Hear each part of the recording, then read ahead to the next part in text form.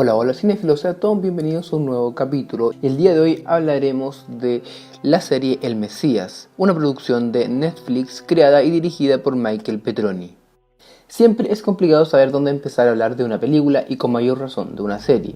Así que en este caso voy a partir diciendo que es una excelente serie y que todos deberían al menos darle una oportunidad para verla. Principalmente lo que más rescato es que se nota que se tomaron en serio la producción. De verdad pensaron qué sucedería hoy en día si es que llegara una persona quien dijera ser el verdadero o el nuevo Mesías y tuviera pruebas para ello. Es decir, es una producción seria y bien pensada, lo cual se agradece mucho en estos días, sobre todo viniendo desde Netflix. Pero primero un breve resumen. En esta parte habrán unos pequeños spoilers, pero de los primeros dos capítulos. Así que si es que no han visto la serie todavía pueden quedarse, ya que no voy a revelar nada trascendental aún. Y cuando lo haga les voy a avisar. Y comenzamos. La serie se sitúa en el contexto sociopolítico que se vive actualmente, siendo los escenarios más relevantes Estados Unidos y Medio Oriente. Dentro de este contexto realista inserta la historia. La trama gira en torno a un enigmático personaje de quien no se sabe nada por el momento, ni su origen, ni su nombre, ni su familia, por lo que lo nombran el Mesías, y así lo llamaremos nosotros de momento. El Mesías se pone a predicar en medio de una plaza de Damasco, en Siria, mientras es asediada por ISIS, hablando de que todo es un plan de Dios. Como si eso fuera poco, esta ciudad es azotada por una tormenta de arena, lo cual espantó a todos los oyentes. Sin embargo, el Mesías continuó su prédica. Dicho sea de paso, esta tormenta hizo que las tropas de ISIS se retirasen, lo que es percibido por algunos como un milagro. Esta hazaña lo hace adquirir un pequeño grupo de fieles, quienes ya lo comienzan a ver como una especie de salvador. Luego, este enigmático personaje logra mover a este reducido grupo de seguidores para marchar por medio del desierto y llegar a Israel, la tierra prometida. En este punto llama la atención de la CIA, siendo la encargada de investigar la agente Eva Geller. El problema es que la patrulla fronteriza de Israel lo toma detenido, mientras que el grupo de seguidores se queda estancado en las afueras del país sin agua y comida. Y recuerden que estamos en presencia de un desierto. En este punto hay que recordar que en estos países la religión tiene tal importancia que se confunde con la ideología política que forma el Estado. Es decir, la religión es una parte intrínseca del Estado, por lo que un nuevo Mesías en estos países no es cualquier cosa. No es como acá en Occidente, que si llega una persona haciéndose llamar el nuevo Mesías, lo tomarían como un simple loco o el líder de una secta y no se le tomaría en cuenta. En esos países el tema es más grave.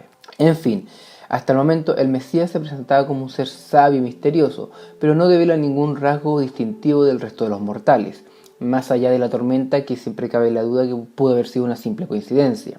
Esto hasta que es interrogado por el agente policial de la inteligencia israelí, Aviram. Aquí el Mesías le habla como si lo conociera de toda la vida, incluso llega a decirle su nombre, dando las primeras pistas de ser un ser sobrenatural. Como no voy a spoilear nada, solo diré que el Mesías se ve envuelto en diversos sucesos sobrenaturales, los cuales llegan a indicar o parecen ser indicios de que tienen poderes sobrenaturales. Pero, y ahí viene la magia de la serie, no dan ninguna evidencia irrefutable de ello, solo dan indicios para que el espectador sospeche y tome su propia opinión. Y básicamente esa es la base de toda la serie. Evidentemente todo se va a ir profundizando, tanto los personajes como la trama, pero esta es su base, una pugna constante entre creer y no creer en el Mesías. Y lo interesante es que esta pugna que aqueja a los personajes también envuelve a los espectadores, quienes a ratos creemos que es un verdadero Mesías y a ratos pensamos que es un charlatán. Otro detalle que llama la atención es que esta pugna afecta a la trama en sí, ya que se mueve como un péndulo entre un argumento político y un argumento de fantasía, y esta lucha de la trama le da un toque muy interesante y entretenido. Y reitero que otro elemento que destaco es que se tomaron en serio la trama, es decir, de verdad pensaron y se hicieron asesorar por analistas políticos de qué sucedería si apareciera un nuevo Mesías el día de hoy, con todas las implicancias políticas a nivel nacional e internacional. Y básicamente la serie se reduce a eso, a un supuesto Mesías que guía a su rebaño con un mensaje más que repetido, algo ambiguo y usando palabras genéricas, mientras es investigado por diversas agencias de Estados Unidos, principalmente para descubrir sus fines, qué es lo que trama. Y como si todo ello fuera poco, en algún momento hay un devastador tornado que destroza todo un pueblo de Texas, en Estados Unidos, dejando solo en pie una pequeña iglesia del lugar. ¿Qué tiene que ver un tornado en Estados Unidos con un supuesto Mesías en Israel?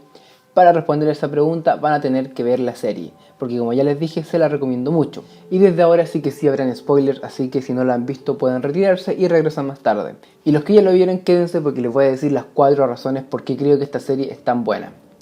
Primero, la serie sitúa la historia en un contexto político actual y real, utilizando los nombres reales de los países, con las religiones que de verdad existen y con las dinámicas de relaciones entre países que se dan en la actualidad, lo cual hace la trama algo cercano, es decir, que da la sensación que es algo que perfectamente podría pasar hoy en día. Bueno, sobre todo ahora con el ataque de Estados Unidos a Irak, pero bueno, eso es otro tema. Segundo, a pesar de que está ambientada en la actualidad, nos permite imaginarnos cómo pudieron nacer las grandes religiones del mundo. Viendo la serie no me costaba imaginar el Imperio Romano como actualmente es Estados Unidos, y este nuevo Mesías como lo era Jesucristo. También nos permite visualizar cómo se pudo desarrollar las dinámicas entre Jesús o cualquier otro salvador de turno con sus apóstoles o cualquier otro seguidor. El cómo se generan rumores, cómo esos rumores se transformaban en historias magnificando cosas que tal vez eran más terrenales, y cómo finalmente esa historia termina siendo un milagro que tal vez nunca fue. Y también grafica muy bien cómo la gente puede llegar a creer cualquier cosa. Ahora bien, esto último no significa que la gente sea estúpida, hay que comprender el contexto de las cosas. La mayoría de los seguidores de este Mesías eran personas llenas de miedos, inseguridades y en un estado de abandono y desesperanza. Lo que me lleva al tercer punto, la construcción de los personajes. A través de todos los personajes intentaron mostrar todas las facetas o posibles posturas que uno puede tener respecto a la religión. Tenemos a la atea acérrima de Eva Geller, quien irónicamente trabaja para la CIA. ¿Y por qué es irónico? Porque ya en el primer capítulo Eva habla en una especie de entrevista a un novato y le dice que la CIA era una especie de secta. No lo dice con esas palabras, pero lo que describe es una secta, ya que le dice que todo lo que le dice la CIA debe tomarlo como una verdad absoluta. Todo lo que es bueno y todo lo que es malo es malo. No hay puntos grises y no hay espacio para cuestionamientos. Entonces, irónicamente, a pesar de que es una acérrima atea y detesta a este nuevo Mesías por creerlo un charlatán, un estafador, sí participa en una institución cuya dinámica se desarrolla como una secta o una religión. Y por el otro extremo tenemos a los más crédulos, como es el pastor de la iglesia que sobrevivió al tornado. Y en el medio tenemos algunos que están entre creer y no creer, o los que quieren creer pero a la vez necesitan pruebas. Como que de cierta forma todo el espectro está comprendido dentro de los personajes, lo cual hace que uno pueda identificarse con al menos un par de personajes, y eso también le da un toque que logra atraparte desde los primeros capítulos de la serie. Y hablando de los personajes, creo que el más significativo son los siguientes. Primero, el caso de Jibril, que es un joven cuya madre falleció en los ataques de ISIS, quedando en la calle, sin comida, agua ni acceso a servicios básicos. De cierta forma, este personaje es la vulnerabilidad encarnada.